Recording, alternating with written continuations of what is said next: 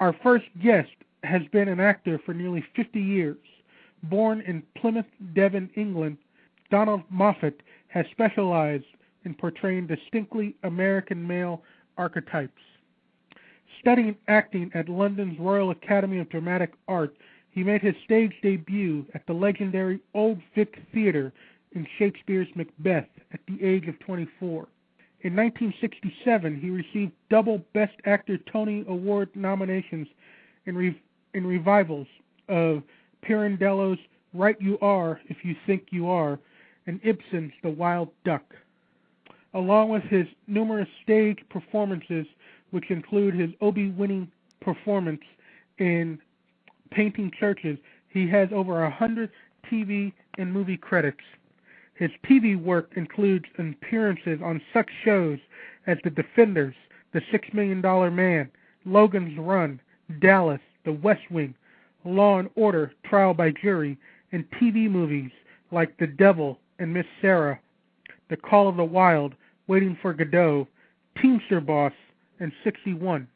His film credits include memorable roles in The Great Northfield, Minnesota Raid, Earthquake, Health, Popeye, John Carpenter's The Thing, The Best of Times, The Unbearable Lightness of Being, Music Box, The Bonfire of the Vanities, Class Action, House Sitter, Clear and Present Danger, and Cookie's Fortune. In The Right Stuff, Moffat portrays Vice President Lyndon B. Johnson as the short-fused, ambitious politician of our memories. The genius of the performance is the satirical spin Moffat gives the role that undercuts the larger-than-life aspect and brings LBJ back down to earth. Joining us to discuss his part in one of the most original American epics of the last 25 years, it is my pleasure to welcome veteran actor Donald Moffat. Yes. How nice to hear your voice and to be talking to you. How are things going? They're going pretty well, thank you. Oh, that's great. I guess my first question will be is what drew you to acting in the beginning? Peer acceptance. I was pathologically shy as a child, and the first thing that really got me peer acceptance was a performance of Marley's Ghost in Under a Sheet, and that went over pretty big, and I knew that was something I could do. Mm-hmm. And one thing led to another, and eventually it was something that I just had to do. And what were your experiences like at the London Royal Academy of Dramatic Art? You attended this, I guess, in the late 40s, early 50s? 52 to 54, yeah. At that time, everybody in Britain went into national service for a couple of years. Mm-hmm. And so I was 21 when I got out of the Army. And at that time, it was clear I wanted to act. So I went there in an audition and got a scholarship, which paid my way. And it was very good in two ways. It was a wonderful conservatory. It had first-class people teaching voice and ballet and movement and all those basic kind of things. And then they were thrown into productions, two a year, done by actual working professionals in the theater. So they already met different approaches to there was no ideology involved. It was a very practical kind of education there. Mm-hmm. And tell me briefly, because I mean it's such a legendary theater. I mean, what's it like to be in your early 20s performing at the Old Vic in Macbeth, no less? Yeah, well, that was also at the very first performance of that. In the Scottish tragedy, as it's called, you mustn't say the word Macbeth, it's very bad luck, was at the Edinburgh Festival, done in the Assembly Hall of the Church of Scotland, sort of off, they use all kinds of venues there, and it was done in the round, and with a wonderful, wonderful actor, Paul Rogers, playing Macbeth, and It was a very gutsy, broad kind of thing, but produced. I played the first murderer, and I killed the young Duncan Fry. Right. With a knife, and blood spurted forth, and people fainted in the audience. It was pretty pleasing. If you're just joining us, we're talking to veteran actor Donald Moffat about many things, but on the occasion of looking back at the Right Stuff, which was nominated for Best Picture 25 years ago. And so this was that you were in England, you were at the Old Vic, and at one point did you decide, well, I'm going to go to America and try it over there? Well, I'd married an American girl. Okay. And we had a baby, and came to show off the grandchild. Mm-hmm. And she lived, and her mother and grandmother lived in Oregon. So I made my way across the United States on a train, which was quite an extraordinary experience. It was just before Thanksgiving, November. And I shall never forget, we came into Wyoming as the sun was rising, and at a steady pace of, I suppose, 50 to 60 miles an hour, we went all the daylight hours, and we're still in Wyoming when the sun went down. And for somebody raised in the British Isles, where 400 miles is a long, long distance, right, that was pretty impressive. And there were deer and antelope running alongside the train. I'm not kidding you. So that was my introduction to America. Mm-hmm. And then the 6 months in Oregon, it became clear that was a very small pond, and I really was an actor and wanted to be an actor, so I made my way back to New York and started from scratch there. Right. And luckily I had, coming from the West Country in Devon, I had R's. So I was able to pass as an American quite early on. Right.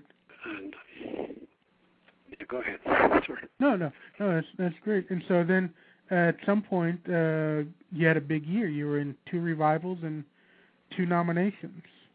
I was. That was with a wonderful, real repertory company where we did. We had 7 plays in repertory, and I had the lead in 6 of them. And it was real, honest-to-God repertory. With when there was a matinee, we did 1 show in the afternoon and a different show in the evening, and a different show every day of the week. So that was pretty good training, also. Well, and so during this period, I guess like a lot of New York-based actors, you do the stage work and you do television and film, and that the story is always that the television and film usually supplements the stage work. And so before we get to the Right Stuff, which we will get to in a minute, I got to ask, because you did I guess 3 films with this director, starting with Popeye. I got to ask about working with Robert Altman. How did he discover you and said, will you be in my film? Yeah, I was part of a little utopian group theater with Ralph Waite. It was his money when he was a big star on the Waltons. And there were 4 or 5 of us, I think, were called managing artists. And those who had put money in and those who didn't took money out. So literally, people came off the street, and it was a really idealistic thing. Mm-hmm. And Ralph, we made a little film called On the Nickel being Skid Row in Los Angeles. And that got shown. Bob Altman saw that, and I got a call to go and see him about health, which he was going to do. I was doing a play at the Mark Tabor Forum at the time, and he said, he wanted me in the film, And I explained I was committed until such and such a date. He said, "Oh, that's okay. We'll give him a late entrance." And he'd love to start at the beginning and go to the end, you know. He shot that way. And so the afternoon, the matinee, I flew down to Florida to the what the hell was it called? The Don Cesar Hotel, which is a big pink like an ice cake, a real honest-to-God working hotel, and we shot that film. And I played as I arrived there the night before, and I been asking for a script for it. He said, "Oh yeah, okay, we'll get a script." So that night I got a script delivered to my door, and I looked for Colonel Cody, was the name of the character. And every time Colonel Cody appeared, there were 2 blank pages. In other words, it hadn't been written. And so we improvised it right from the get-go, including the costume. And my introduction to it was, says, "Okay, Donald, go down this hallway in the hotel where they were shooting, and bang on that door under it. Said, come on, open up. I know you're in there." And that was the beginning of the first line of Colonel Cody, and we went from there. So. Was that because you did 3 films with Robert Altman? I guess my question would be: was the experience on that just kind of the same experience on all the others? Kind of like giving you the role and then giving you the situation and then letting you kind of improvise and fill it out yourself as an actor, as we've always heard of the Altman style? Yeah, partly. Popeye was the next one, and that was a sort of rebellion against the studios and the Teamsters. He was going to make another film. I think he was for Fox. I don't remember who the studio was. And he rebelled and took it to Malta. And they built this enormous thing. And that Popeye was a wonderful script written by Jules Feiffer, who was an authority on Seagar, who wrote, Seagar was his idol. And he wrote this wonderful Odyssey. And Bob Altman was incapable of shooting a script. So he did... he dealt himself, his method was to deal himself the worst possible hand. So whatever the intention of the scene was, he would do exactly the opposite and see how it turned out. Well, it was sort of tragic because the Pfeiffer script was so wonderful, but it never got shot. This other marvelous thing which fills up the screen with all kinds of business got made instead, and it's sort of fun, but it's not the great thing. Like an example was there's the only house in town, the oil house, which was all in color and sort of original to the idea. Everything else was taxed to death in gray. And there's a shot of film, a scene where everybody is eating hamburger, and the whole point of the scene was that nobody can get hamburger except the privileged, and so he did exactly the opposite, and that's how it went. I got to ask real quick about Popeye. What was it like? Because that was Robin Williams' debut. So what was that like to be in this? Oh, film? Wonderful. Yeah. He's an extraordinary person, and that mind is just incredible. Bob's method is to everybody's there all the time. As I say, you start at the beginning, you work to the end, and usually toward the end, he gets sort of tired and cuts to the chase, so they don't end very well. Everybody had to get dressed in those ridiculous costumes at like 5 a.m. Right. And sit around all day in the hope that you would be used, but very often you weren't used, And Robin was extraordinary because we all dressed in a big, wasn't a tent exactly, but a big communal thing. There were no trailers and no privileges that way. And people would talk about, world affairs. And, by the way, the PLO was training just down the street from where we were. Oh, that's interesting. Yes. the government of Malta had allied itself with Muammar Gaddafi at that time. And so, but anyway, Robin would listen to what was happening, that people heard on the news, and then 5 minutes later, he would have this 5 or 10 minute routine with all of this information just put together into a routine. The mind is just extraordinary. Yeah. Well, I guess we should get to the right stuff. And so, it was around, if I'm not mistaken, I think it was Philip Kaufman, one of the few people who actually saw Health, and noticed you in Health. That's right. Yeah. Similar character, but he didn't recognize me. Right. And he said to his wife, who is this actor? Wait for the credits at the end. Donald Moffat. And then I got a call from my agent saying, they want you to play LBJ. And I said, well, that's ridiculous. And, I said, well, send me a script. And so I got a script, which was a Xerox copy done in the office there, I guess. It had no title page on it. So I didn't know who the author was. And I read it, and I thought, well, this is something I really got to go and see about this. So I went up to meet the director, and only then did I find out it was Phil Kaufman and the whole story of why he was interested in having me. And I said to him, well, I don't know if I can do it, but if you can get me footage, I'll study it and come back to you and tell you honestly if I think I can do it. And he got me the famous speech where Johnson said he would not run again. Right. And I looked at that, and I then went down to the local Salvation Army and found a pair of glasses that looked more or less like his, and went in to do a screen test and stuck gum behind my ears, literally, and it came off pretty well, obviously. Yeah.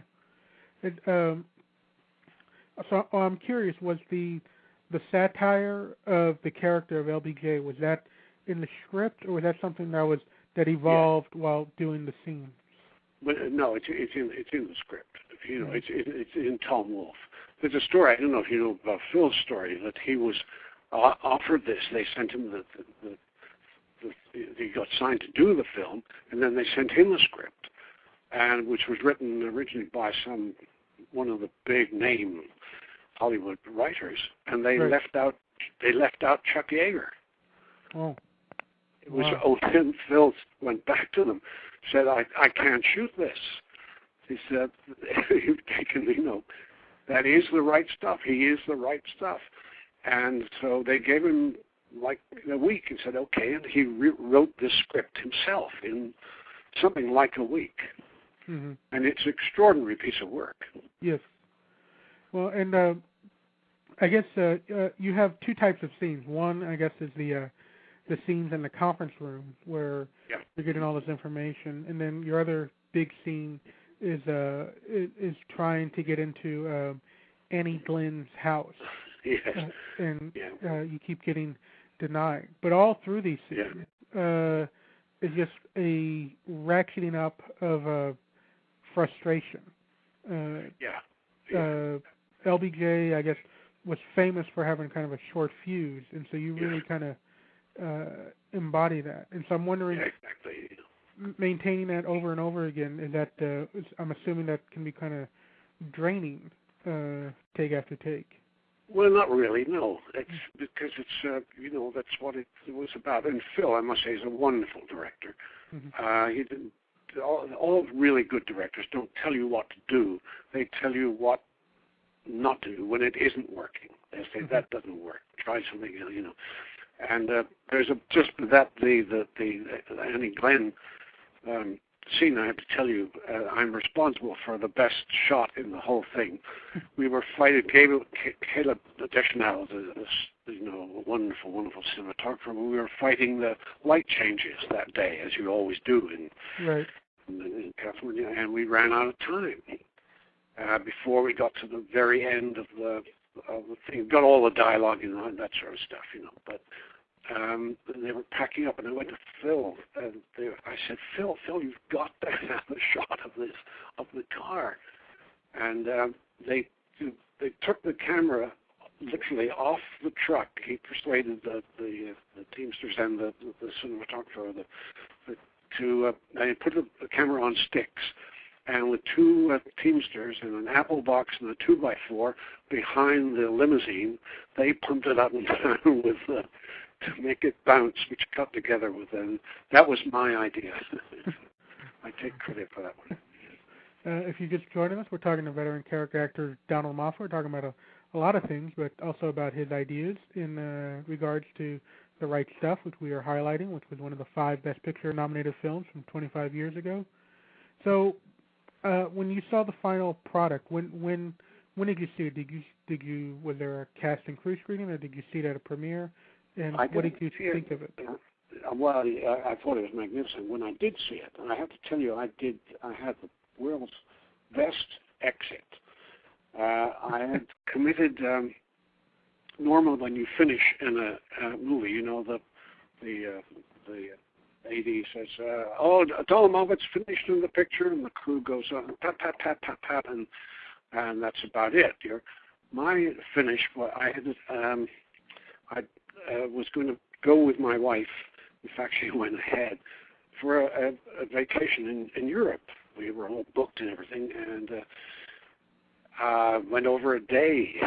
And so my very last was that wonderful scene, which is Phil is responsible for, the Sally Rand scene at the end of the film in the so-called cow, was in the Cow Palace there. It was supposed to be the Astrodome. And they had like 4,000 extras, It was quite a wonderful thing. And it finished, the last shot was me in the middle, on the floor, in the middle of that. And it was announced over the speakers, Donald Moffat is finished in the picture. And I walked out waving my Stetson to the cheers of 4,000 people, straight into a limousine, which took me to the airport. And you can't ask for a better exit than that. No, you can't. I'm never likely to get such a thing again. And the postscript to The Right Stuff is that I guess for better or worse, it's kind of got you kind of became a go-to person when needing military or political authority figures, be it presidents or senators or in the military. This kind of became a bread and butter thing. Yeah, luckily it wasn't the only thing I did, but there is a tendency to typecasting in Hollywood, and I always managed to do theater in between times, so I kept my chops. Right. Well, and real quickly, just the other postscript to The Right Stuff is that, 5 years later, Philip Kaufman does his next film, and I guess he called you back to do Unbearable Lightness of Being. Yeah. And what was that like? Well, that was wonderful. Again, with that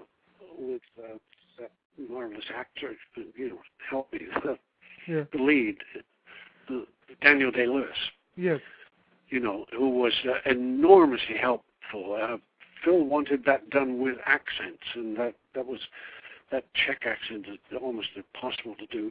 And Daniel was just enormously helpful in, again, finding a few, like with the LBJ, but you don't try to do absolute thing. You find a few little ticks or